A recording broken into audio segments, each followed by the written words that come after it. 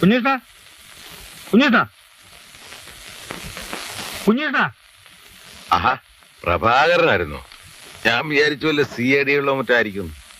ചുമ്മാ അല്ല എന്നെ മദ്രാസ് പോലീസ് പിടിച്ചത്. താൻ പിന്നെ എന്തിനാ മുടിയും താടിയൊക്കെ വെച്ചേ? കുട്ടിച്ചാ തൂക്കിക്കണ്ടല്ലോ. എന്നെ വിളിച്ചോ? ആ, എവിടെയായിരുന്നു? തന്റെ പഴയ ഉഷാറൊക്കെ പോയോ?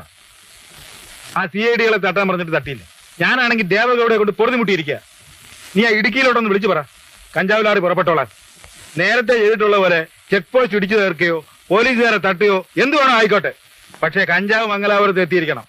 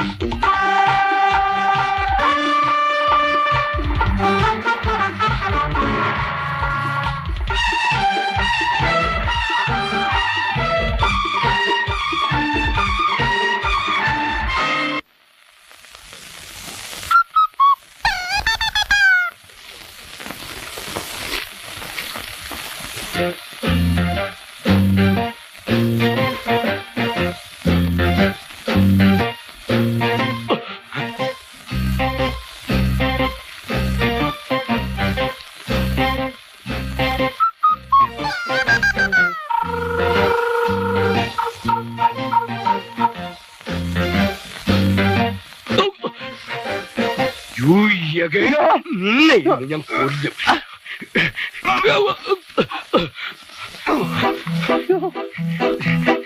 എന്നെ കൊല്ല ആരാണ് നിന്നെ അയച്ചത്? അവനെ കൊല്ലും, നിന്നെ കൊല്ലും.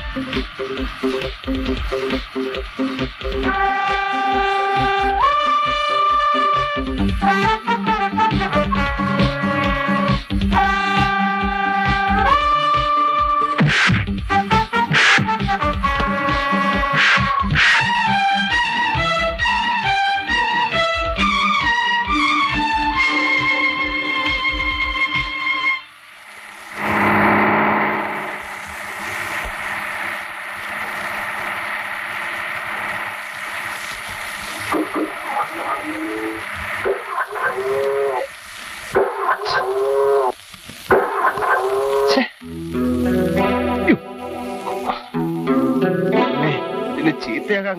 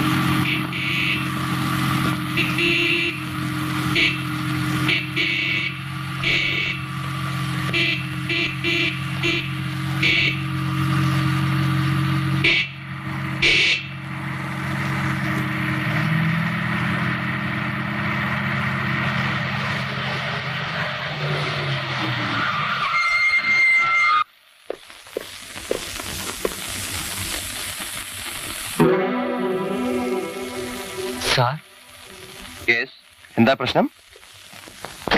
ഈ കഞ്ചാവ് ലോറി, കഞ്ചാവ് ലോറിയോ? ഈ കഞ്ചാവ് ലോറി ഈ കഞ്ചാവ് ലോറി? അതെ, കഞ്ചാവ് ലോറി. അല്ല, ചെക്ക് പോസ്റ്റ് തകർത്ത് ഓടിയെന്ന് വിവരം കിട്ടി. ചെക്ക് പോസ്റ്റ് തകർത്താലും തോക്കുമായി വന്നാലും ഏത് കഞ്ചാവ് ലോറിയും ഞാൻ പിടിക്കും. താങ്കൾക്ക് ഞങ്ങളെ സംശയവും പുച്ഛവുമായിരുന്നല്ലോ. ഇപ്പോഴെങ്ങനെ ഇരിക്കുന്നു ഇൻസ്പെക്ടർ? കൊലപാതകം അന്വേഷിക്കാൻ മാത്രമല്ല, ഈ സംസ്ഥാനം തന്നെ ശുദ്ധീകരിച്ചിട്ട് ഞങ്ങൾ പോകൂ. ലോറി സ്റ്റേഷനിലേക്ക് കൊണ്ടുവരാനുള്ള ഏർപ്പാട് ചെയ്യൂ. ശരി, ഫ്രം തമിഴ്നാടു.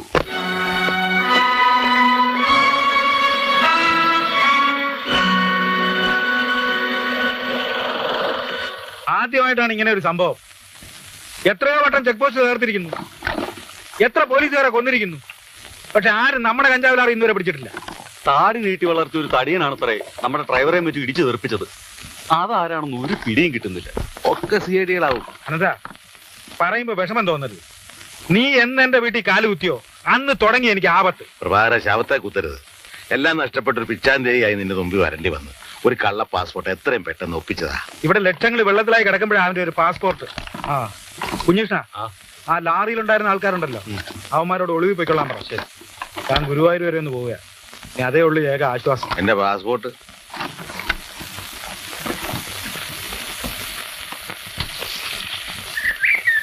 പത്രത്തിൽ പേരുണ്ടായിരുന്നെന്ന് ശോഭ പറഞ്ഞു. വലിയ വലിയ കള്ളന്മാരെയൊക്കെ CID പിടിച്ചു അല്ലേ? വായിച്ചായിരുന്നോ? ചിലപ്പോ കണ്ടില്ലെങ്കിലോ എന്ന് കരുതി ഞാൻ പേപ്പറിങ് എടുത്തു. എക്സ്പ്രസിൽ എന്റെ ഫോട്ടോ ഇട്ടിട്ടുണ്ടായിരുന്നു. പിടികൂടപ്പെട്ട കഞ്ചാവ് ലോറിക്കടുത്ത് CID രാംദാസനും സംഘവും എന്ന അടിക്കുറിപ്പോടുകൂടി. ഇതെങ്ങനെയാ കുഞ്ഞ് ഇതൊക്കെ കണ്ടുപിടിക്കുന്നേ? അതമ്മേ, ഞങ്ങൾക്ക് ഈ ട്രെയിനിങ് കിട്ടിയിട്ടുണ്ട്. പിന്നെ സംശയം തോന്നുന്നവരെ വെടിവെച്ച് കൊല്ലാനുള്ള അധികാരമുണ്ട്. ആഹാ, മോർണിംഗ് വന്നേ. മോനൊരു സമ്മാനം കൊണ്ടുവന്നിട്ടുണ്ട്. അയ്യോ, ഇതൊന്നും വേണ്ടിയിരുന്നില്ല. കുട്ടികൾക്ക് ഈ പ്രായത്തിൽ ഒരു സൈക്കിൾ അത്യാവശ്യ. അന്നൊരു പുത്തൻ കുട കൊണ്ടുവന്നപ്പോ വാങ്ങിച്ചെന്നും കരുതി ഇപ്പൊ ഇതൊന്നും വേണ്ട. ഈ സൈക്കിളും കൊടുത്തേച്ച് CID ഇന്നങ്ങ് പോകും. നാളെ ഇത് പൊട്ടുവോ പൊളിയോ വല്ലതും ചെയ്താ പുതിയത് വാങ്ങിക്കൊടുക്കാൻ ഞങ്ങക്ക് കഴിയൂ? ആവശ്യമില്ലാത്ത ദുശീലൊന്നും കുട്ടിയെ പഠിപ്പിച്ചു. സാരമില്ല, കേസ് പിടിക്കാൻ കഴിഞ്ഞതിലുള്ള സന്തോഷം കൊണ്ട് വാങ്ങിപ്പോയതാ. സത്യം പറഞ്ഞാൽ ഇതുപോലുള്ള സന്ദർഭങ്ങളിൽ എന്റെ സന്തോഷത്തിൽ പങ്കെടുക്കാൻ എനിക്കിവിടെ വേറെ ആരുമില്ല. എന്നുവെച്ചാൽ ഓരോരുത്തർക്കും അവരവരുടെ കഥയാണല്ലോ വലുത്. തരക്കേടില്ലാത്തൊരു ചുറ്റുപാടിൽ നിന്ന് എല്ലാം നശിച്ച് ബന്ധുവീട്ടിൽ അടിച്ചുകളിക്കാരി നിൽക്കേണ്ടി വന്ന ഒരു സ്ത്രീയുടെ ഏക മകനാണ് ഞാൻ. അമ്മ മരിക്കുമ്പോൾ ഞാൻ മദ്രാശിയിൽ മേൽവിലാസമില്ലാതെ തെണ്ടി നടക്കുന്ന ഒരു പട്ടിണിക്കാരനായിരുന്നു. കൂടുതലില്ല, കുറച്ചൊക്കെ ജീവിതത്തിൽ അറിയുകയും അനുഭവിക്കുകയും ചെയ്തിട്ടുണ്ട്. നാട്ടില് ആരുണ്ടിപ്പോ? ഞാൻ വലിയ ആളായാൽ ഒരുപാട് ബന്ധുക്കൾ ഉണ്ടായേക്കാം. തൽക്കാലം ആരുമില്ല.